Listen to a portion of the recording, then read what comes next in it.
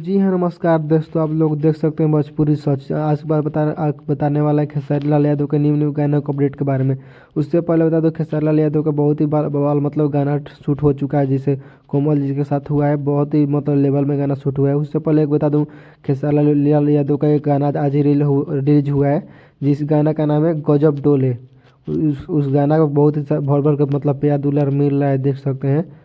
उससे पहले बता दूं कि खेसारी लाल यादव का उससे पहले गाना और आया था हारमोनी, जो 5 मिलियन मतलब ज़्यादा क्रॉस हो चुका है। उसमें भी बहुत ज़्यादा भर भर के मतलब प्यार दुलार मिल रहा है, देख सकते हैं आप लोग। और गाना भी बहुत ही अच्छा है। उससे पहले बता दूँ, एक और गाना खेसारी लाल यादव का शूट हो रहा है, डॉस मूवी का। जो गाना डॉस मूवी का दूसरा गाना फिर से एक मतलब रिलीज हो, बहुत ही जल्द रिलीज होना। उससे पहले बता दूँ कि एक और कोमल जी का गाना आएगा कोल्लू जी के साथ। बहुत ही बवाल मतलब गाना शूट लेवल पे हुआ है। कॉलेज जगह देख सकते हैं, पोस्टर भी रिलीज हो चुका है, देख सकते हैं आप लोग। ऐसे ऐसे अपडेट के लिए क्या करना पड़ा, मेरे चैनल को सब्सक्राइब कर दीजिए, साथ में बेल आइकन दबाइए। इससे क्या मैं आने वाली हर वीडियो